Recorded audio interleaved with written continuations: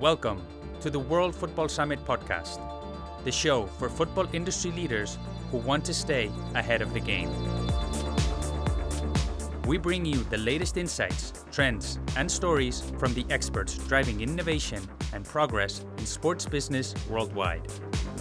Join us as we dive deep into the ideas and initiatives transforming the world of football. From sustainability and innovation to player development, fan engagement, and everything in between. Our goal is to unite the global football industry and drive positive change and progress. Hey guys, welcome to another episode of the World Football Summit podcast. I'm your host, Jaime, CMO at World Football Summit. This week, we welcome Ahmed Al Khalifa to the show. Ahmed is General Secretary at Rifa FC, a football club from Bahrain and former alumni at Johan Cruyff Institute. This was a wide-ranging conversation where we discussed the day-to-day of running the club, including his role, the sport business model, opportunities, or challenges. We reviewed in depth the state of the football industry in the region. And we discussed his experience at Johan Cruyff Institute and how it helped him prepare for his role. I think this conversation is going to surprise you, so I suggest you stick around. And you know what? Juan Valdez, which is 100% premium Colombian coffee, didn't miss it. Again, I must admit, I'm very picky when it comes to coffee. And I must say, Juan Valdez definitely hits the bar for me. But this cup of coffee is much more than that. It is a premium blend developed by female coffee makers, and Juan Valdez has this program in which they look to empower these women both economically and socially. This resonates very much with the Female Leadership in Football initiative we launched at World Football Summit a few months back. So I'm very excited to partner with them to offer this premium blend to you. You can order it online at es.juanvaldez.com. And they actually have a special discount for the World Football Summit podcast listeners. All you need to do is enter the code WFS podcast at checkout. Again, that's WFS in capital letters podcast at checkout. And the website is es.juanvaldez.com. The best thing is, they deliver to all markets in Europe. So give it a try and let me know what you think. Don't forget to subscribe and rate the podcast on your platform of choice and share it with your industry colleagues. You can also subscribe to our newsletter, where every week we send updates, trends, and everything that goes on at our events. You can find the link in the show notes. Nothing else from my side. I hope you enjoy this conversation with Ahmed Al Khalifa, General Secretary at Rifa FC. Well, Ahmed, welcome to the World Football Summit podcast. I think we're going to have an interesting and surprising conversation for those who listen. We're going to talk about, football in the MENA region, about your role at Rifa Club in Bahrain, about education. I mean, it's going to be a wide-ranging conversation. So yes, welcome. So Ahmed, I was just thinking before we go into all of these topics that we want to discuss, I was wondering if you could introduce yourself very briefly. And I always like to ask my guests, why is it that you do what you do? Well, basically, my name is Ahmed Al Khalifa, and I'm from Bahrain. I studied my bachelor degree and my master degree in business administration from DePaul University in Chicago. And recently, I did my second master in football business from Johan Cruyff Institute in Barcelona. And I'm a board member, general secretary of Rifa Football Club. If you ask me why I choose football, basically football is the passion for me, for majority of the people that will attend, of course, the World Football Summit. Since I was young, I was playing football. I played in under 16, under 17 in Rifa, and then I got my ACL injured, and then I concentrated in my studies. As soon as I graduate, I joined Rifa in different, let's say, football engagement committees for a few years. Then I moved to Football Association, Bahrain Football Association. I joined as a director of under 23 national team for 3 years, and then back to Rifa as a board member till now. It's amazing how, sometimes injuries seem the worst thing in the world, but then they open up a new breadth of possibilities, and you were able to kind of do, I mean, not that an injury is good or anything, but it did, set you up for an interesting career in sports, no? And yeah, so I don't know, let's go into a little bit more detail. How did you actually end up entering the football industry? What were the first steps? Well, I think my heart took me to football industry because we are football fans and we watch football. It's a way of life for me. But since, let's say, joining RIFA in football fan engagement committees, and I was young enough to enter the football industry, even joining with the amateur football leagues. As you know, at that age, we always have that kind of competitions that we like to participate in. Even when I was injured, I was like forming a team of friends and players to participate in that tournament, and we win a lot of that tournament. So it's always happy moments to work on something and then win. I think that's why I like football. I like to work in football because there is always goals, achievements in between your career, let's say. So recently when I joined Rafa, we were champions of the league and then champions of the cup. That kind of, let's say, excitement and encouragement to work more in the industry, let's say. And Ahmed, now that you're refined, you're the general secretary there.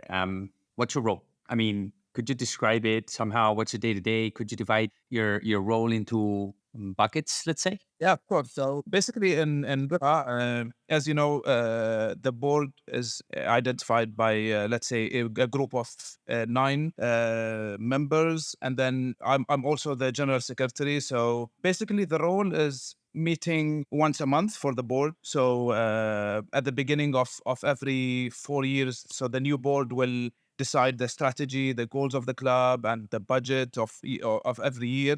But then every month we do, let's say, a monthly meeting to discuss the progress and if there's any critical decisions to take. Beside that, being the general secretary, of course, I manage the correspondence, letters, outgoing, incoming. So we coordinate with different clubs, with the football association, the competition, the league, and stuff like that. So it's like handling the mailbox of the club.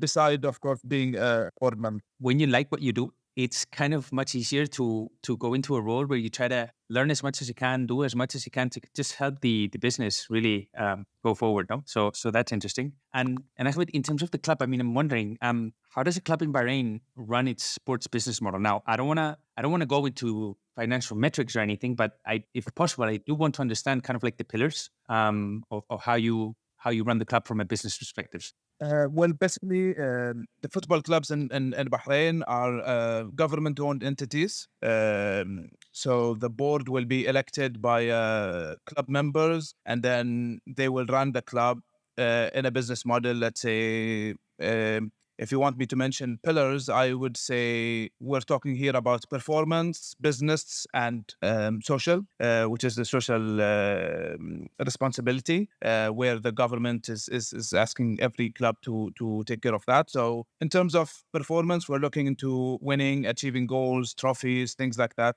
I love that. I mean, that strong focus on social. I mean, it's something, worth admiring, really, because football has a business side of it that's undeniable, but it also has that social impact, right? And just that, being government-owned entities and that it's pretty much pushing to create that social impact is just a fantastic message that I think, is definitely worth learning from, no? In terms of challenges, Ahmed, what are the main challenges you've had to overcome when running the club? Anything that stands out? I would say limited resources. So I think football in general, not only in Bahrain, needs to have more educated manpower in terms of handling and managing football. So not every time you can have only ex-players or ex-managers that can run clubs, but you more need proper educated people, because football now is more of an industry. So it requires education in terms of business and experts, financial experts, and investment and real estate, commercial, marketing. You can name it. So I think for me, the challenge is we need that resources in terms of manpower and also financial resources. Let's flip that around. What about opportunities? Where do you see the biggest window of opportunity? In terms of opportunities, I would say the growth in football industry in general. As you know, the evolution of Saudi football now, which is close to Bahrain, there's only a bridge connecting us to Saudi. So I would consider that as the biggest window of opportunity for Rifa and for football industry in Bahrain in general. If you look at the influence, for example, of the Premier League to the Scottish League, that's how I see the opportunity coming to Bahrain from the growth of Saudi football. Yeah, I think that's something worth stopping in, right? Because the discourse I see right now is, especially when you go into the Western countries, is, how Saudi is becoming quote unquote a threat and how their model is impacting the overall industry. But if you think about it, it's not only that they're growing as a country, they're helping the entire region grow. And I think that's good for football. We just published a report with our friends from LTT Sports, and basically they said that there were so many markets out there with untapped potential. And it's good to see that having a country like Saudi leading, if you will, kind of like, the investment is also helping the rest of the region. No? So that's interesting to see. And I guess my next question would be, is there a club that you look up to or that you use as a reference for running Rifa? I mean, it doesn't have to be even football. It doesn't have to be in the region. I mean, who do you look up to? Basically, there's no really a definite club to use as a model to run a Rifa, because, as I said, it's a government-owned entity, and there is a board that will run and sustain the achievements and social responsibilities of the club. But if you ask me personally, what I would love to have as a let's say football model, I would love to see a model like Benfica Football Club, is where improving the youth system and developing players, managing them, and then maybe as we mentioned now, the Saudi League, maybe we can have the opportunity to sell our players to the Saudi League and then make big profit out of that. So especially for my club, because I believe in youth and talent that we have, so it's a big opportunity for us to use that model. Since I study about it in my master's also. And that's a very good model to adopt. Definitely, Benfica is one of those clubs that are doing things right, and they have a focus on long-term sustainability, yes, but also on developing the pyramid, developing the grassroots, and there's also there for them, right? So interesting. And we're going to talk about your experience at Johan Cruyff Institute a little bit later, because I'm curious about that, no? But before we do, I was wondering, I want to take the opportunity that you're here to kind of get a better understanding of the general football industry in the region. So I want to start off by asking, how would you describe the football industry in Bahrain? Is there any key themes that you want to highlight? I think it's a growing industry, let's say. So as I mentioned recently, we established privatization in football clubs. So we might see companies or new owners to take over and run the club as a business entity, let's say. So till then, I think there will be a proper growth and development in Bahrain football as an industry. So I would consider it a growing industry now. Maybe in 2 or 3 years' time, we will see a big progress in the league. Maybe we can compete higher in AFC competitions as well. Yeah, I was doing some research for this conversation, and there's a report developed by Market Research Future, and basically it said that the Bahraini football market was valued at 32.9 million, I think it was in 2022, and it's actually expected to reach 47.2 million by 2028. No, so that's a growth rate of 5.5% more or less. So in that sense, I think we can focus on different pillars to see how they all fit to create that positive momentum. No, so I don't know if you would be able to describe dynamics around, first of all, investment.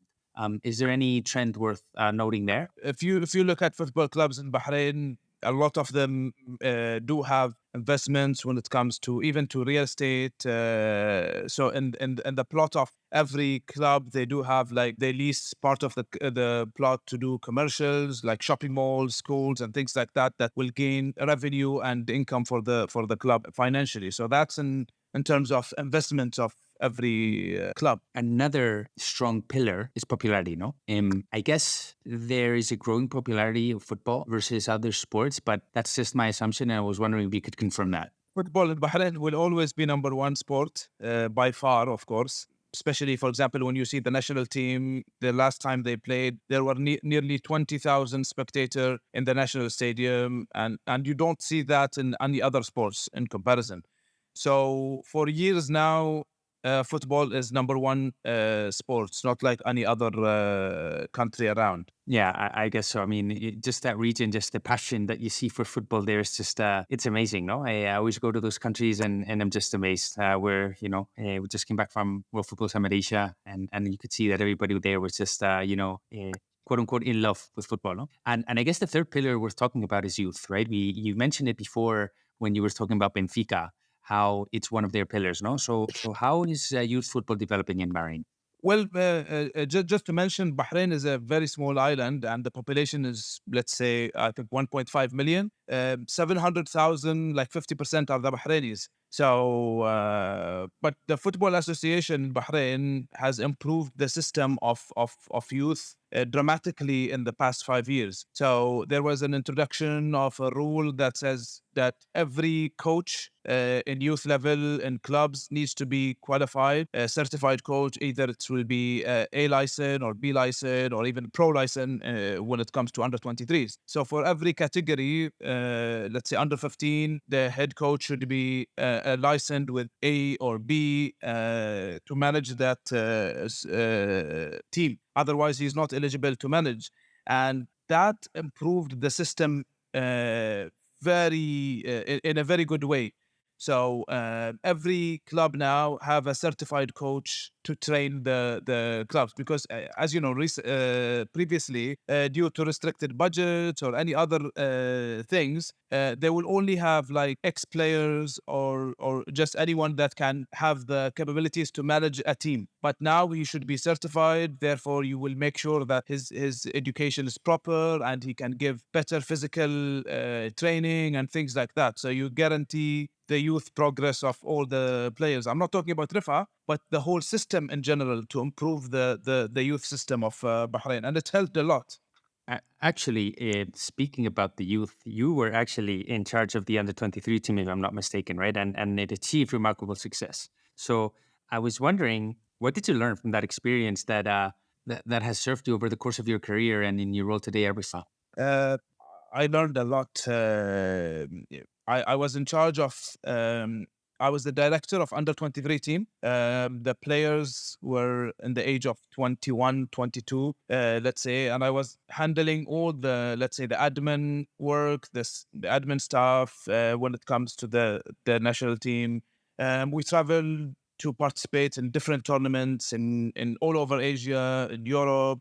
We participated in tournaments, Asian Cup, and other tournaments for the youth. If you ask me what I learned, I will say I learned how to manage the players, the staff, and everyone. That's a very important aspect when you're a director of a group. And then dealing with the rules and regulations of AFC, Asian Football Confederation, and the participation and registration of the Asian Cups and all that tournament. There were, of course, a lot of challenges when you take care of a group of 35, 40 people and being head of delegation. So you take the full responsibility if anything goes wrong. But I always loved the challenge, being day in, day out, attending training sessions, games. That will always make me smile. Yeah, at the end of the day, it's something I've discussed with other leaders from the industry, no? Sometimes the reward is the journey,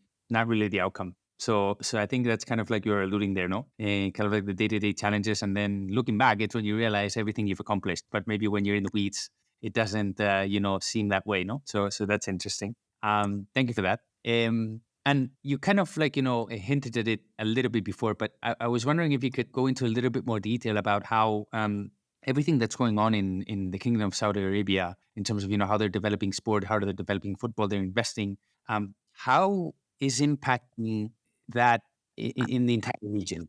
So basically, when we speak about Saudi Arabia, of course, we need to know that the league there and let's say the football were well advanced even before the revolution, which happens last summer and last January when Cristiano Ronaldo joined. But so they were far ahead from majority of the region when it comes to the league participation in AFC Champions League. They were always winners. They were the top competitors. But what happened recently is let's say the evolution. So Saudi focused on making football as a priority in the vision of the country 2030. So when it comes to infrastructure and budgeting, you can see the evolution has started last year. And the whole region will benefit from that in terms of sporting side, but also from economical impact. If you look at the World Cup that will come in 2034, I think they won the bet. And for me personally, of course, being too close to Saudi, because there is a causeway between us, and I can drive to Saudi. So, and 2 or 3 clubs that participate in the league are too close to my home. So I managed to attend a lot of games by car going to that stadiums. So yeah, it's an evolution, and we're feeling it. We're getting the benefit out of it, but it's a long journey. If it's 13 years to World Cup, so if it started today, we're part of it, and we're looking forward to see what things might come. That's a good message. I mean, at the end of the day, this has to be a long-term play because, I mean, if you look, even if the top leagues in the world, probably you look at the Premier League, right? The Premier League was founded in 1992, I think it was, or early 90s. It's now that they've become the unquestionable leader in sports, and they've been there for several years. But they had some time where, it was Italy, then it was Spain, and now it's them, right? And I think this can be a similar effect where you have the entire region kind of like, they're starting to invest, but probably the results of becoming a major league. It will come if they continue this commitment, but it's going to take some time, no? And Rifa, I mean, you play the AFC Cup, if I'm not mistaken, and they've changed the format recently, right? And they've created what they call the AFC Champions League 2. From your perspective, and just to briefly understand, why did that change happen? Did it make sense? I mean, what are your thoughts on that? Before I was participating now in AFC Cup before the transformation of the new competitions, and we are through now to the semifinals. So let's hope we win the trophy this time. For the new format, it will start, I think, from next season.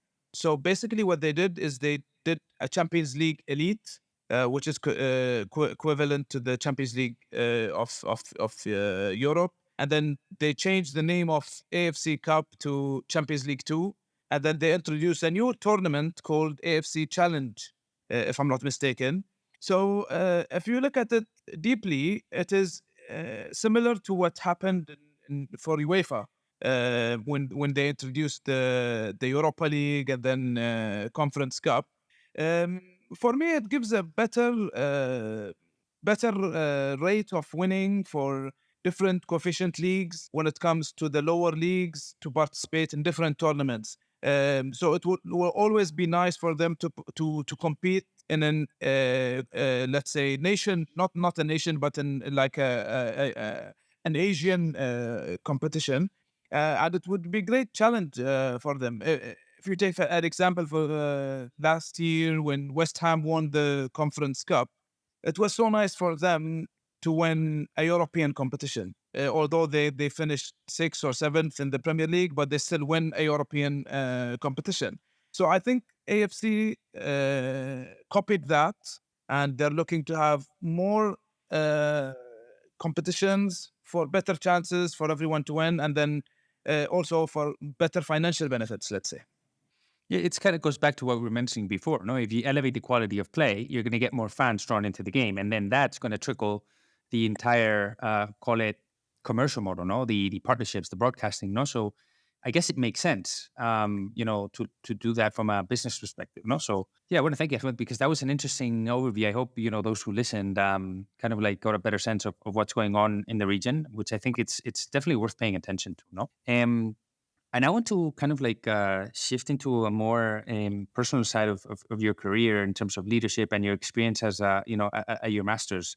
But before though, I mean, the surprising thing here is that your role at Rifa is not your full-time job, so I was wondering if you could, help us understand what your, call it full-time job really is, and how has that benefited your career as a, and how, or actually let's flip that around. How has sports help you develop or become a better business professional in general?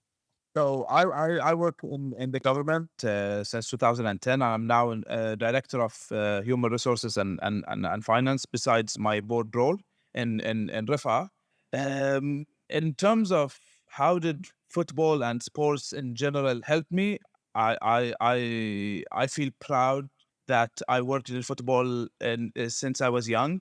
And I learned a lot when it comes to leadership, when it comes to handling issues, working under pressure. In football, there's always goals. There's always football match next week that you need to win and things like that. So you work in a framework of achieving to progress to achieving again, or for example, losing a game and then standing up to work harder and try to win the next game and things like that. And seeing my colleagues in the professional level, not everyone have that mindset. So not everyone likes to put himself, for example, in a challenging position. So saying I have this project and I can guarantee to my board of directors or to my management that I will finish it in 1 month.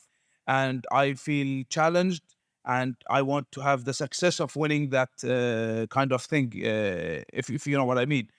And similar to managing in football, I manage around 20 to 30 employee in my department here.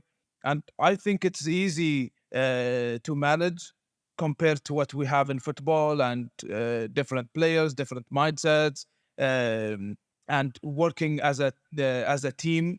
So the teamwork is key in every aspect, and I think it's the same when it comes to football or sports or any other industry. So I learned a lot from sport. Yeah, it's just amazing to see how sport teaches values that you can then apply to not only business but probably in life. No, so you talked about being able to accept and embrace challenge, about leadership, about understanding that people are kind of like being show empathy for the different types of people that you work with.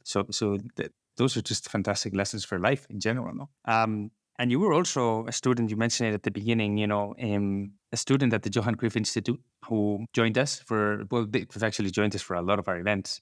And so it's great to see them there. But I was wondering, how was your experience like? And more importantly, how did it prepare you for your role? When I heard that they have a master's in football business, I was so excited to join. And I recently graduated from that, so it helped me a lot. I learned a lot of things in football industry. I got knowledge and understanding because my experience in Bahrain football is narrow to one side of the game. But in the institute, you learn about the industry in general, especially that you have, for example, instructors and guests from world class clubs and associations that can give impact to us, give us some experience of what is going on and things like that. So your mindset is open more towards the industry, and you learn about all main aspects of the game. Thank you for that. And if you were to highlight kind of like the main value from your studies at Johan Cruyff Institute, what would you point out to? Is there anything? Is there anything you would be able to point out? Perfect question, because I believe that there are many values that I learned from the institute. But if to me, I believe in the education and the best practices when it comes to data, new technologies to achieve your goals in football. Football is an easy game, as Johan Cruyff said, but you need to understand it properly. And I like a quote that he said that when he asked, why couldn't you beat a rich club? And he said, I never seen a bag of money scoring a goal. And that made me laugh, because it's true, now the better understanding clubs will win, not the financially better teams or anything like that. If you look at Brighton model, if you look at Brentford model, there are clubs with not as rich as other clubs, but they can do a lot of achievements. So I think that made me to have a value of education and best practices to achieve your goals. That's a great example. And I like that phrase, you know. And to your point, I think Brighton and Brentford are also examples of stability, which is something I discussed back in the day with Jordan Gardner. And we were just talking about how these clubs are just, when you have a leadership team that commits to the long term, that is not, falling into the trap of short term pressure, it makes things so much easier. And then, quote unquote, magically, that translates into the field. So definitely good example to say. No, Brentford and Brighton, as you mentioned. No, and in terms of skills, I mean, what do you believe that football industry leaders need in terms of skills to kind of like embrace this era of change that we're facing right now?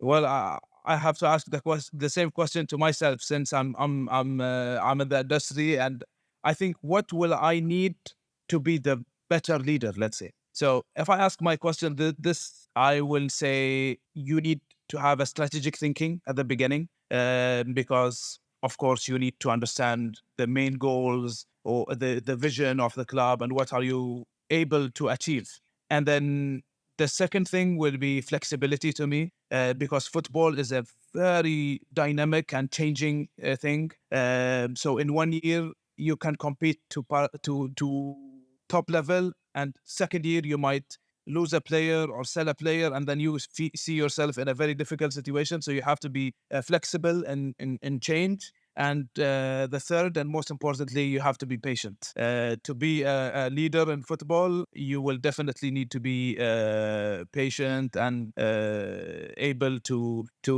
take the challenges and move on. So I really like those pillars of, strategic vision, flexibility, patience. In that sense, is there any sports industry leader that you look up to?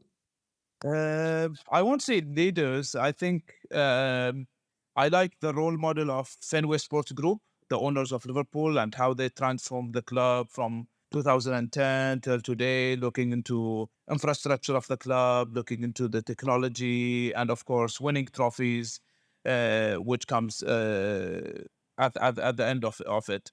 Also, City Group, the owners of Manchester City, is another example of football business excellence, let's say. So these two models I like a lot, but not a specific leader, let's say, in the segment.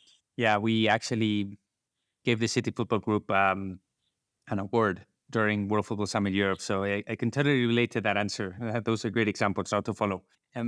So Ahmed, this has been a very fun conversation. I mean, it's helped me a lot to understand really football in the MENA region, in Bahrain, how it is to actually run a club like Rifa. I guess I was wondering, I mean, back in September, we launched a rebrand at World Football Summit. And basically what we claim is that we need a better football industry that commits to excellence, to innovation, to sustainability across its three pillars, economic, environmental, and social, which is something that you alluded to before. But I was wondering if you would be able to describe very briefly in one or two sentences the football you want or the football you need. Football, I want when you mentioned very nice pillars when it comes to excellence, innovation, and sustainability. But looking at a football club or an entity, of course, you will look into the excellence when it comes to performance of the players, the new technologies, the professionalism, everything that you want in the top level, and then innovation. Nowadays, it's an open door for all aspects of technologies and AI and all that aspects. And sustainability, of course, to make sure that the football that we see is the same football that will be forever. Thank you for that. I mean, I think we need leaders around the world to actually embrace a better football, not just a selected few, if we actually want this to work. Now, Asmet, if I'm not mistaken, you're a big Liverpool fan. And I was wondering if you would be able to go back in history and acquire any Liverpool player for Rifa, who would that be and why?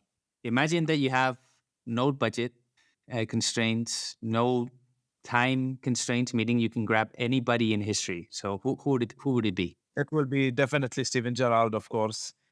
He's the best football player that I ever saw. And beside that, he's a proper leader. If you see his influence, for example, the Champions League final 2005, the team were 3-0 down and managing to come back in a dramatic way. And at my type, I believe in the player personality, and I would love to see a leader like him in every team that I support. I was just trying to think of a better example, but I couldn't agree more, no? It's a great example of what a football player really needs to be, not just a Liverpool football player, but in general, what a football player is, no? So thank you for that. Ahmed, I want to thank you. This has been so much fun. Are there any last words that you want to share with the audience? Where can they learn more about you, about the work that you do? I mean, the floor is yours. Well, thanks a lot, of course, for the opportunity. I like our conversation, questions, answers. Of course, if you leave me to speak about football, I would never stop. So it was nice chat, and I would like to thank you for that.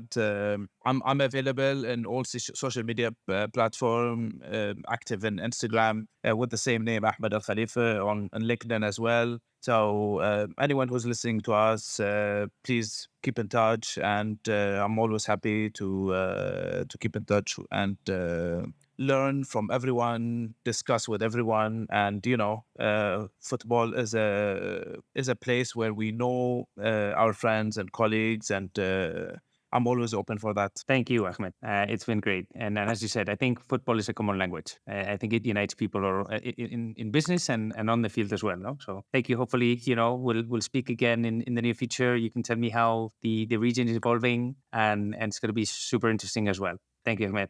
Definitely. Keep it that. Thank you very much. Thank you. Bye. And there you have him, Ahmed from RIFA and Johan Cruyff Institute, of course.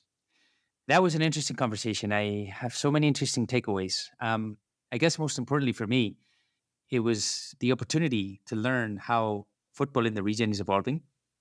And it's not only about Saudi Arabia. It's interesting to see how the investment they're making is having a positive effect in the entire region. It's elevating the quality of play, and that is obviously drawing more fans into the game. That is opening up more commercial opportunities because you're getting more broadcasting deals, more partnerships. And at the end of the day, that's a flywheel that's going to fuel growth in the future, no? So interesting there. But it also stood out to me how there's a big focus in the social side of football in Bahrain. And I think that's something that any industry leader needs to embrace. It's not just about the business side of things, but it's also the positive impact you're creating in society and culture. And Bahrain is a market that's growing. And the three pillars that they're using to grow, investment, popularity, and youth football is something to keep in mind. To really grow the entire ecosystem around those pillars. No?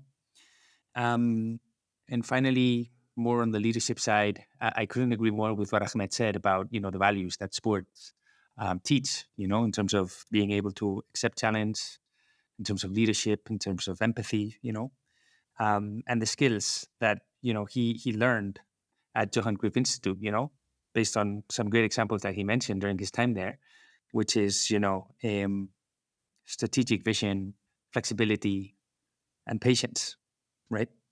Anyway, that was a great conversation. I hope you had a lot of fun. I want to thank our friends from Johan Cruyff Institute for setting that up and, check their programs out because as you've seen, they have high quality profiles that are, in the arena, as I like to say, helping drive the industry forward and making change. And before we go, don't forget to subscribe, rate the podcast on your platform of choice and share it with your colleagues. It helps us. And remember, you can also subscribe to our weekly newsletter. You can find the link in the show notes and you'll see a weekly summary of everything that's going on in the industry, around trends, around what's going on at our events. I mean, don't miss it if you're interested in what we do. And nothing else from my side. I want to thank you for tuning into this episode of the World Football Summit podcast. I hope you enjoyed it. I definitely learned something new and I hope you did too. And nothing else from my side. Have a great day and I hope to see you next time.